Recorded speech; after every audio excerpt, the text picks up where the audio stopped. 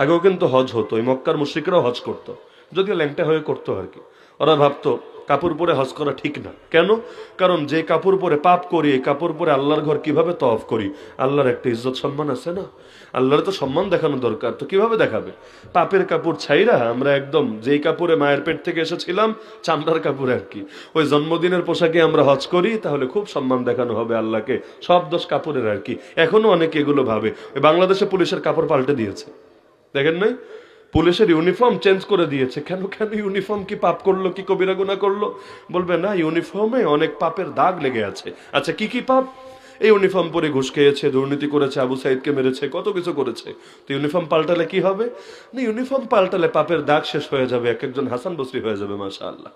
অথচ আপনাদেরকে ধারণা ইউনিফর্ম পাল্টালে কিছু হবে? পয়সা নষ্ট হবে। সরকারের পয়সায় তো আর দিবে না, কারো বাপের জমি বন্ধ করে এই কিডনি বেচে তো দিবে না। আমাদের পয়সা, জনগণের পয়সা দিয়েই তো দিবে।